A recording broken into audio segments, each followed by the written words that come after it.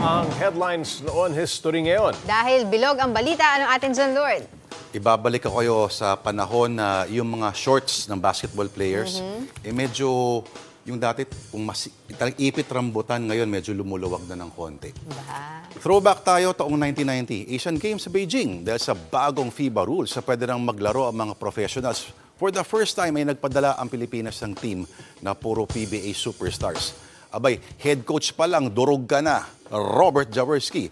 Kasama sila Alvin Patrimonio, Benji Paras, Samboy Lim, Alan Caidic, Ronnie Magsanok, Hector Calma, Ramon Fernandez, Chito Loizaga at iba pa. Unang kalaban, Pakistan. Tinambakan ng halos 50 puntos.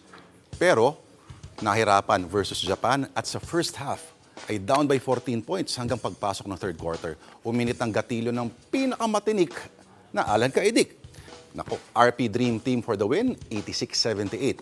At matapos naman dispatchay ng South Korea, dito na nagsimulang mabuhusan ng malamig na tubig ang national team natin kontra ang mas malalaki, mas mabibilis at mas asintadong China. Nako, durog na durog ang RP team. Ang score, 125-60. Dikit.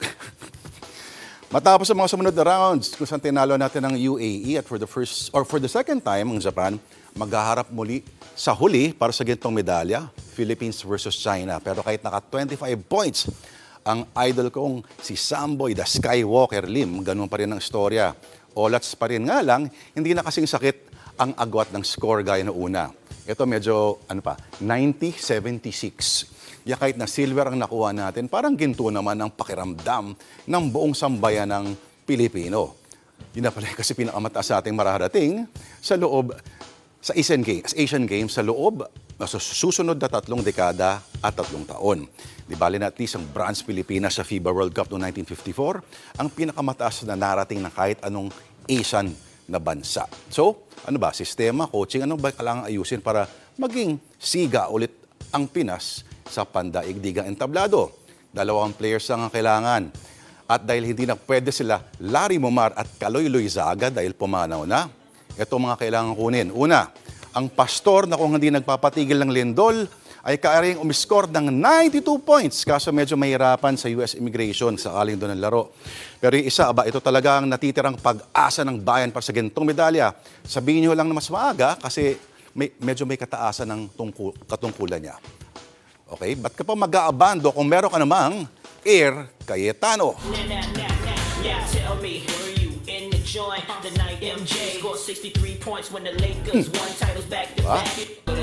Iyan, no? Ang linaw ng video. Lakas ng dalawang yun. Ang lakas. Yun pa lang, tapos na sila dun.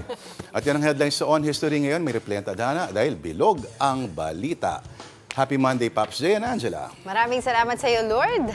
Gusto mo bang lagi kang updated sa mga balita? Aba, simple lang. Mag-subscribe ka na dito sa 1PH. I-click mo lang ang subscribe button at notification bell para hindi ka nahuhuli sa mga balitang dapat mong malaman.